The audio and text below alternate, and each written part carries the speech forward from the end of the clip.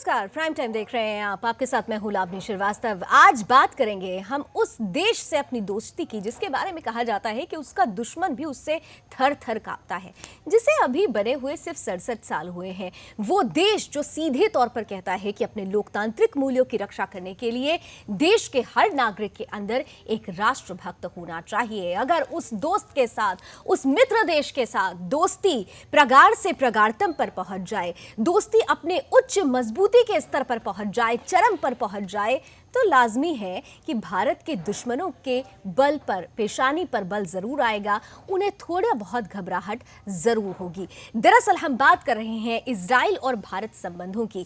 इन दिनों इजराइल के राष्ट्रपति रूवेन रिवलिन हमारे देश आए हुए हैं और इस दौरे के दौरान आते ही, इस सरजमी पर कदम रखते ही उन्होंने एक ऐसी बात कही है जिससे चीन और पाकिस्तान सरीखे देशों का घबराना लाजमी है। दरअसल रिवलिन साफ साफ कह रहे हैं कि आतंकवाद सिर्फ आतंकवाद होता है और इसकी पूरी तरीके से निंदा करना हम सब की जिम्मेदारी है। और भारत अपने लोकतांत्रिक मूल्यों के लिए जिस तरह से आतंकवाद से लड़ रहा है, इजराइल का पूर्ण समर्थन भारत के साथ है।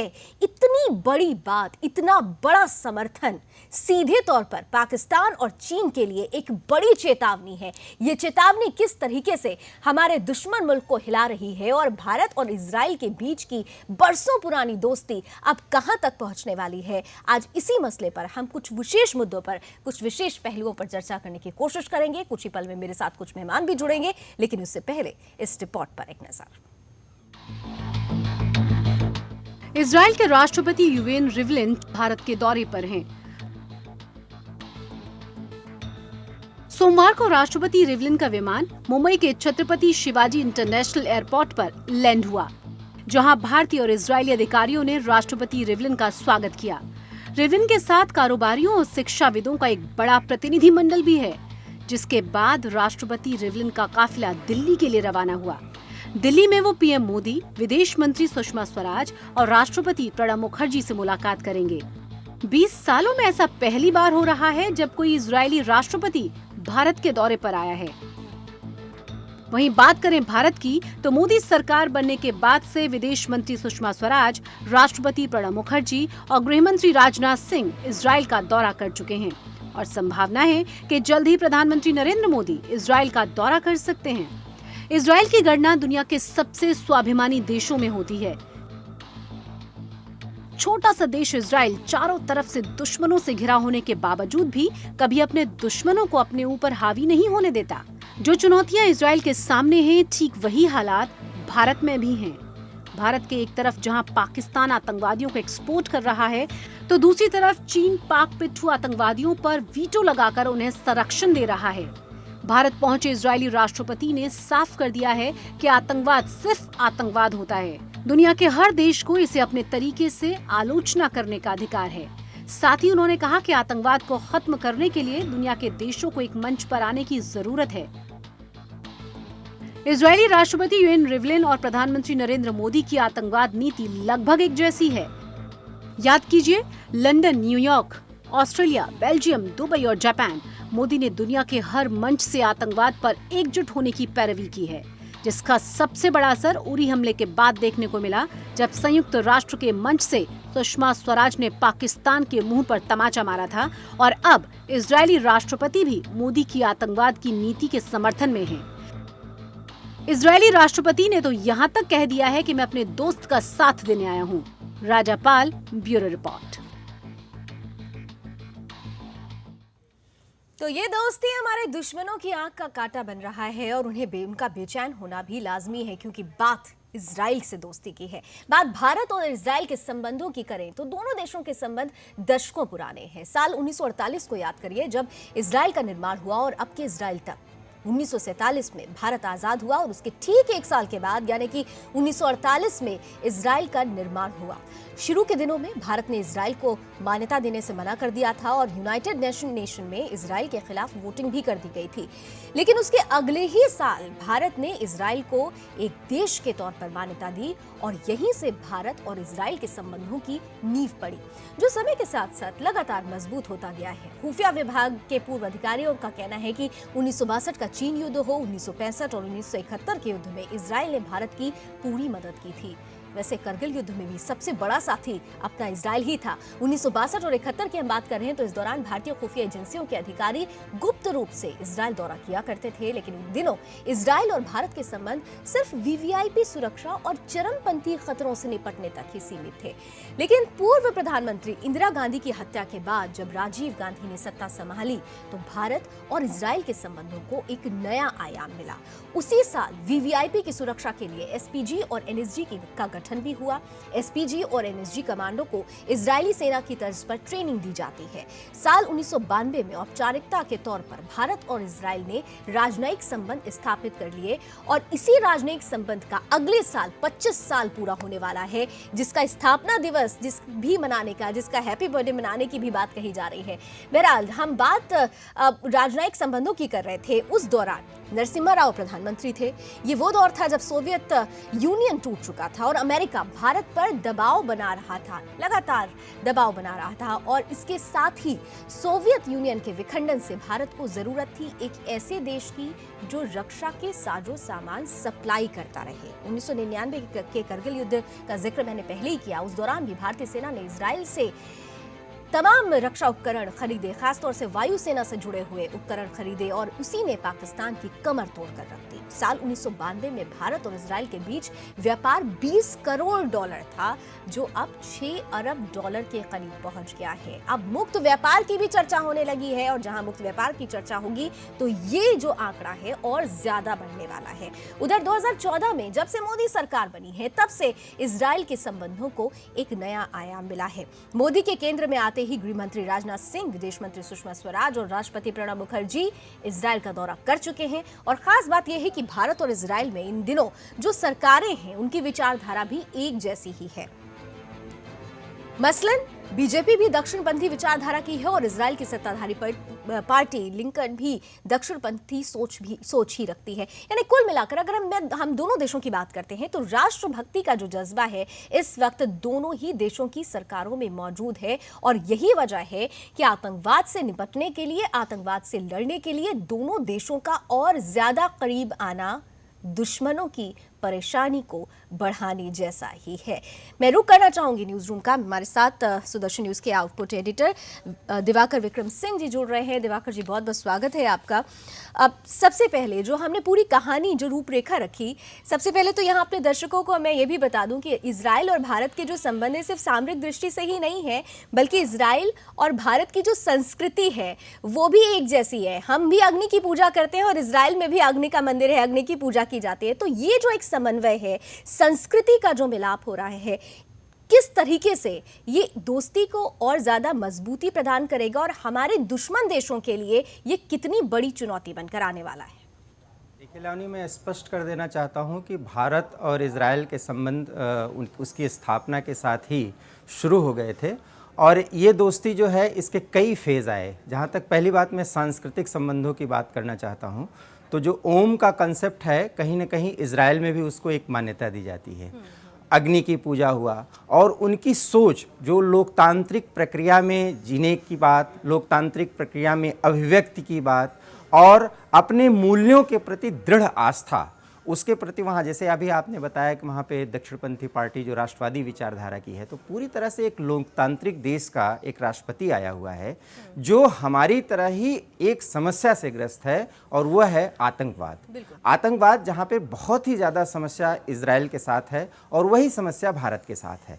और जहाँ तक सांस्कृतिक पृष्ठभूमि की बात करें तो दोनों देशों की आस्था जो है वो लोकतांत्रिक मूल्यों में है। दोनों देश एक समस्या से जूझ रहे हैं और जो नया रणनीतिक सहयोग का जो दायरा जो है वो बढ़ गया है, क्योंकि इजराइल और भारत के बीच न केवल रक्षा और सुरक्षा मामलों में इस समय साझेदारी हो रही है, बल्कि कृषि और अन्य मुद्दों पर भी दोनों के बीच में सुरक्षा सहयोग बढ़ रहा है। मैं ये स्पष्ट करना देना चाहता हूँ कि इनका जो ये फेज़ है वो ये ट्रांजिशन फेज से अब ये संबंध आगे बढ़ गया है, जिसमें अब क्लैरिटी आ गई है। क्लैरिटी ये है आतंकवाद के खिलाफ मिलकर लड़ाई, और ये लड़ाई इजराइल लड़ रहा है, ये इजराइल के साथ भारत भी लड़ने को तैयार है, क्योंकि वैश्विक आतंकवाद की परिभाषा जो 1 दशक से तय की, जिसका शिकार अमेरिका भी बना, इजराइल भी है, भारत भी है, ब्रिटेन भी है। ऐसे में ये देश जो अपने सुरक्षा के प्रति बिल्कुल कटिबद्ध हैं, अगर वो सांस्कृतिक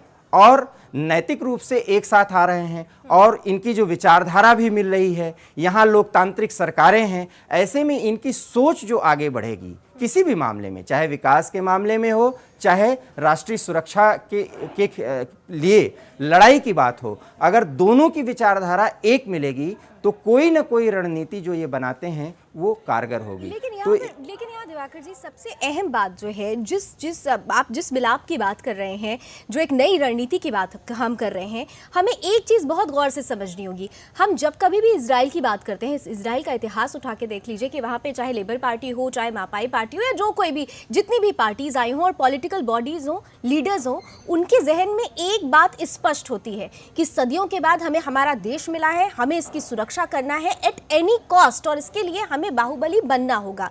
तो ये जो एक मेंटल स्टेटस है, क्या आपको लगता है कि भारत में चाहे कोई भी पॉलिटिकल पार्टी हो, कोई भी पॉलिटिकल लीडर हो, हम प्रेजेंट अगर सिनेरियो की बात करें, आपको लगता है कि उस मेंटल स्टेटस पे हमारा देश अपने आप को तैयार कर पाएगा? क्या वो बाहुबली बनने के लिए तैयार है? बहुत ही महत्वपूर्ण बात लावनी आपने कही। कहते हैं ना कि ज़रूरतें जो हैं आपको स्थितियों में ढालती हैं, परिस्थितियों में ढालती हैं। भारत की आज ये ज़रूरत है कि उसको आर्थिक रूप से मजबूत दिखाना है, उसको सुरक्षात्मक दृष्टिकोण से अपने आप को मजबूत करना है। मैं बार बार ये बात कह रहा हूँ, आप देखिए ट्रंप वहाँ पर अमेरिका में आ गए, मोदी यहाँ पर हैं, और बिल्कुल इजराइल की भी स्थिति वही है कि वहाँ पर भी एक राष्ट्रवादी पार्टी जो है वो सत्ता में है। मैं ये बार बार स्पष्ट कर देना चाहता हूँ कि लोकतांत्रिक मूल्यों के खिलाफ जो सबसे बड़ी समस्या है वो है वैश्विक आतंकवाद की। तो भारत भी अपने आप को तैयार कर चुका है, इसलिए इजराइल के राष्ट्रपति रिवलिन अगर भारत की धरती पर उतरते हैं तो ये बयान देते हैं कि आतंकवाद के मुद्दे पर हम अपने दोस्त का साथ देने आए हैं।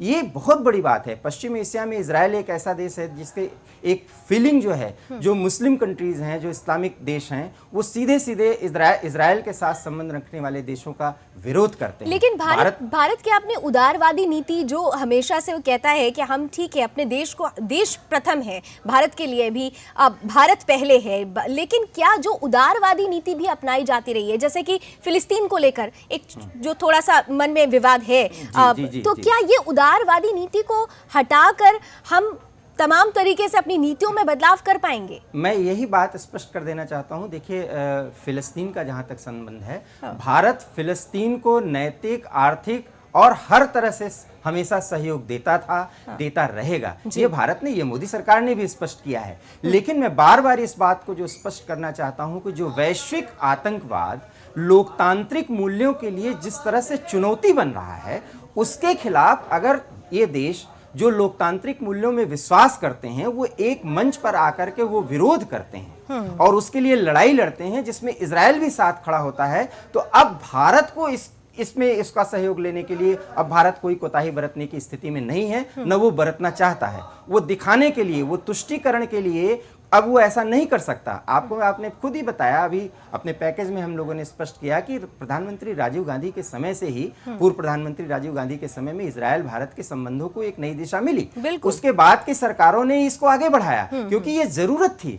आतंकवाद जिस पर भारत बराबर चिल्लाता रहा कि चाहे वो स्टेट ओरिएंटेड हो, इस तरह से, जिस तरह से पाक प्रायोजित आतंकवाद है, किस तरह से भारत को परेशानी में डाला, इजराइल हमको हमेशा से इस बात को चिताता रहा है, बताता रहा है कि जिस बात को आप नजरअंदाज करके आप उसको किनारे रख रहे हैं, कहीं न कहीं ये समस्या आपके लिए घातक हो सकती है। बिल्कुल, बहुत घातक हो सकती है, और इस समस्या से हम जूझ भी रहे हैं। लेकिन अब धीरे धीरे जब जैसे नई सरकार में हमने देखा है कि तमाम तरीके से नियत के साथ नीति बदली गई है, और उसका हम असर भी देख रहे हैं। एक बहुत अहम, अब यहाँ पर मैं आपसे एक चीज़ समझना चाहूँगी, क्योंकि इजराइल और भारत जब साथ आ रहे हैं, और इजराइल और भारत की दोस्ती को एक नया आयाम मिलने वाला है, तो दुनिया भर के विशेषज्ञ ये कह रहे हैं कि पाकिस्तान और ज़्यादा परेशान होने वाला है, क्योंकि हम और आप भी जानते हैं कि पाकिस्तान के पासपोर्ट पर भी ये लिखा होता है कि इजराइल को छोड़कर दुनिया के किसी भी देश में माने, यानी वो इजराइल से कितना घबराता है, कितना थर्राता है।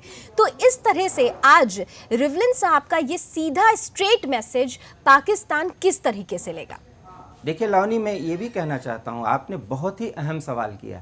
पाकिस्तान घबराया जरूर है, लेकिन कूटनीतिक रूप से वो इस्लामिक राष्ट्रों को, मुस्लिम देशों को वो लामबंद करने की कोशिश करेगा, क्योंकि इजराइल के खिलाफ सेंटीमेंट्स जो होते हैं वो मुस्लिम राष्ट्रों के हैं, क्योंकि पश्चिम एशिया की समस्या ही यही है। और ये जो मुस्लिम राष्ट्र कहते हैं कि इजराइल ने उनकी जमीन को कब्जा किया है और ये जबरन एक राष्ट्र का निर्माण हुआ है। भारत इसमें नहीं पड़ता है। भारत नैतिक रूप से, आर्थिक रूप से फिलिस्तीन का समर्थन करता है, लेकिन भारत आज उस बात को मान रहा है कि वैश्विक आतंकवाद, जिसके साथ एक स्टेट का भी सहयोग जुड़ गया है, वो एक आतंकवादी देश की तरह व्यवहार कर रहा है। अगर वो भारत के आंतरिक सुरक्षा के लिए, भारत की अस्मिता के लिए, भारत की संप्रभुता के लिए अगर वो चुनौती बन रहा है, उसमें अगर इजराइल जैसे देश का साथ लेने की जरूरत पड़ेगी तो भारत लेगा, क्योंकि भारत को एक अग्रिम राष्ट्र की पंक्ति में खड़ा होना है। अब इसके लिए वो तुष्टीकरण की नीति नहीं अपनाएगा। तुष्टीकरण की नीति मैं स्पष्ट कर देना चाहता हूं कि क्योंकि इससे मुस्लिम राष्ट्र नाराज हो जाएंगे। भारत ये कहता है कि देखिए, रणनीतिक सहयोग में हमको उस देश का सहयोग लेना ही होगा जो हमारे विकास की धारा को आगे बढ़ाने में कारगर होगा। और इजराइल एक ऐसा देश है जो नैतिक, आर्थिक, सुरक्षात्मक हर पहलू पर भारत के साथ कंधे से कंधा मिलाकर आगे बढ़ने की तैयारी कर रहा है, वो कर रहा है। जी, ऐसे में क्या दिवाकर जी, आपको लगता है, आपको याद होगा कि बीते 6 महीने 7 महीने पहले ऐसी खबरें आ रही थी कि अरब देश मिलकर, 35 ऐसे देश मिलकर एक नाटो जैसा विंग बनाने वाले हैं, और उसमें जो उसका हेडक्वार्टर होगा और जो उसको लीड करेगा वो पाकिस्तान करेगा। इजराइल एक ऐसा देश है जिसने 6 बार जंग जीती है, और 7वीं बार की जंग तो कई लोगों ने मिलकर उसे दबाने की कोशिश की, वो जंग भी जीती है। तो ऐसे में हम उस वक्त कह रहे थे कि भारत के लिए कितनी बड़ी चुनौती है। अब क्या, हाँ, अब मेरा सवाल ये था कि अब क्या हम मान लें कि अगर वो संगठन बनता भी है तो भारत के पक्ष में अगर इजराइल खड़ा है तो भारत को उस संगठन से भी घबराने की जरूरत नहीं है? देखिए, भारत की जो कूटनीतिक तर्क, उसकी क्षमता है वो बहुत मजबूत है। मैं बार बार इस बात को स्पष्ट कर देना चाहता हूं कि विदेश नीति में कोई एक पहलू से कोई डिसीजन नहीं हो जाया करता। भारत की पश्चिम एशिया नीति है, भारत की अपने मुस्लिम देशों के प्रति, जो अपने उसके पड़ोसी देश हैं, सबके प्रति उसकी एक स्पष्ट नीति है। लेकिन भारत को की जब संप्रभुता की बात आएगी और उसमें कोई देश उसका सहयोग करेगा जिससे भारत पीड़ित है। आज पाकिस्तान भारत के लिए किस तरह से समस्या पैदा कर रहा है, किस तरह से कश्मीर को जला रहा है, ये भारत जानता है। अगर उसमें इजराइल का सहयोग लेना होगा तो भारत लेगा, क्योंकि संप्रभुता को बचाने का मुद्दा और इजराइल खुलकर सामने आ रहा है, तो उसमें भारत करेगा। रही बात चुनौतियों का, तो पाकिस्तान इसी तरह की कूटनीति तात्कालिक, जिसको कहते हैं कि तदर्थवाद, वो तदर्थवाद की नीति के कारण जो है वो उसको फायदा उठाना चाहता है। लेकिन पाकिस्तान को इसमें बहुत बड़ा फायदा नहीं मिलने वाला है, क्योंकि पाकिस्तान को एक आतंकवादी राष्ट्र की श्रेणी में रखने की बात अब चल रही है, और कई दुनिया के तमाम देश अब ये मानने को मजबूर हो रहे हैं कि पाकिस्तान कहीं न कहीं वैश्विक शांति के लिए एक बड़ी समस्या बन रहा है। अगर इजराइल इसमें भारत का खुलकर साथ देता है और भारत उससे साथ लेता है, तो भारत अब पूरी दुनिया को ये बताना चाहता है कि वो ऐसा करेगा, क्योंकि पाकिस्तान उसके लिए बहुत बड़ा खतरा बन रहा है। चीन के लिए क्या होगा सर? चीन को किस नजरिए, चीन इस दोस्ती को किस नजरिए से लेगा? क्योंकि एशिया में तो खुद ब खुद वो उस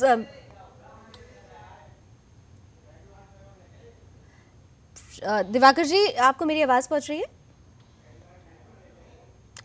शायद दिवाकर जी से हमारा संपर्क टूट गया है। बहरहाल इस बीच हम एक बार फिर से आपको बता देते हैं कि दरअसल भारत और इजराइल संबंधों की जब हम बात करते हैं तो सबसे अहम बात यह भी है कि भारत इजराइल के हथियारों का सबसे बड़ा खरीदार है, और उन्हीं हथियारों के बारे में हम इस वक्त आपको टीवी स्क्रीन पर कुछ महत्वपूर्ण बातें बता रहे हैं कि हवा और ज़मीन में खोज करने वाला रडार भी, हम कौन कौन से प्रमुख हथियार हमने लिए हैं वो इजराइल के पास हैं। हवा में खतरे की चेतावनी देने वाले और कंट्रोल करने का फॉल्कन वाला सिस्टम भी इजराइल के पास है। चलिए हम एक बार फिर से चलते हैं, दिवाकर जी मेरे साथ फिर से जुड़ रहे हैं। दिवाकर जी, मैंने बात की थी कि पाकिस्तान की पेशानी पर बल तो लाजमी है, वो हम समझ भी रहे हैं, लेकिन चीन का क्या हाल होगा? क्योंकि एशिया की जब भी बात आती है, चीन अपने आप को सबसे पहले बड़ा हीरो दिखाने की कोशिश करता है। देखिए, भारत और इजराइल को संबंधों पर इस तरह से घबराने की ज़रूरत चीन को नहीं पड़ सकती, क्योंकि चीन की जो नीतियां हैं वो एशिया में एक बड़ी ताकत के रूप में, और वास्तव में ऐसा है। लेकिन कहीं न कहीं अगर इजराइल और भारत की दोस्ती पाकिस्तान को ज़्यादा समस्या पैदा करती हुई दिखेगी, तो चीन जो है वो सक्रिय होगा, और चीन की वो सक्रियता कहीं ना कहीं थोड़ी चीन को मुश्किल में डाल सकती है। उसके लिए थोड़ी सी समस्या हो सकती है, वो भारत पर दबाव बढ़ाएगा। लेकिन चीन जो है वो इजराइल जैसे देश के साथ भारत की दोस्ती का खुला विरोध नहीं करेगा, ऐसा मेरा मानना है। और ऐसे में हम खासतौर से देखते हैं कि इजराइल से दोस्ती के मामले में हमने देखा है कि अमेरिका और रूस की नज़र भी रहती है कि भारत और इजराइल के जो संबंध है अब जिस नए मोड़ की तरफ जा रहे हैं, जो बाहर के देश हैं, अमेरिका और रूस इस दोस्ती को किस तरह से लेंगे, क्योंकि हालांकि वो भी जानते हैं कि इजराइल एक भरोसेमंद साथी रहा है भारत का और ये दोस्ती खत्म नहीं होने वाली है, लेकिन फिर भी अमेरिका और रूस के लिए ये दोस्ती किस तरीके की तस्वीर पेश करेगी? देखिए लावनी, जहाँ तक अमेरिका का संबंध है, बदले हुए परिवेश में ट्रंप वहाँ के राष्ट्रपति होंगे, और मैं स्पष्ट कर देना चाहता हूँ कि पूरी तरह से अमेरिका में यहूदी लॉबी बहुत सक्रिय है, और ट्रंप की जो विचारधारा है वो बहुत ही ज़्यादा मजबूत राष्ट्रवाद की उनकी भी है। ऐसे में ट्रंप जो है भारत और इजराइल के संबंधों को तब तक मजबूती से उसको बल देते रहेंगे जब तक आतंकवाद के खिलाफ ये दोनों देश खुलकर लड़ाई लड़ेंगे। ट्रंप ऐसा कर सकते हैं और इसमें उनका नैतिक और पूर्ण सहयोग रहेगा। रही बात रूस की, तो रूस जो है वो इसको चेक कर सकता है, इसको बैलेंस करने की कोशिश कर सकता है, लेकिन हम ये ना भूलें कि रूस और भारत जो है उनका भी संबंध बहुत ही पुराना है, दशकों पुराना संबंध है। तो ऐसे में रूस जो है भारत का खुला विरोध नहीं करेगा, लेकिन वो चेक करने की कोशिश करेगा। रही बात अमेरिका की, अमेरिका भारत को इसमें पूर्ण सहयोग देगा, क्योंकि वहां की परिस्थितियां बदली हैं। दिवाकर जी, आतंकवाद पे तो हमने बहुत बात कर ली, लेकिन शॉर्ट कमेंट मैं जरूर चाहूंगी, मुक्त व्यापार समझौता जो था वो अभी भी पूरी तरह से नहीं हो पाया, लेकिन क्या आपको लगता है कि इस दौरे के बाद, और अब प्रधानमंत्री नरेंद्र मोदी को भी इन्विटेशन देने की बात हो रही है, आपको लगता है कि मुक्त व्यापार के रास्ते अब खुल जाएंगे?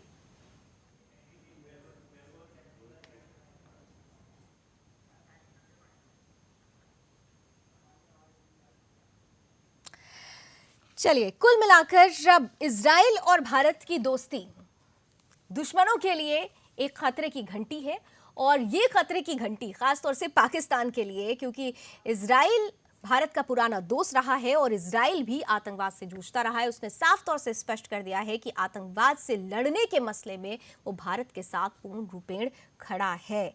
चलिए, बहुत बहुत शुक्रिया दिवाकर जी हमारे साथ जुड़ने के लिए, बहुत महत्वपूर्ण बात हमारे बीच रखने के लिए। आज प्राइम टाइम में इतना ही, फिर हाजिर होंगे एक नए मुद्दे के साथ। तब तक के लिए जय हिंद।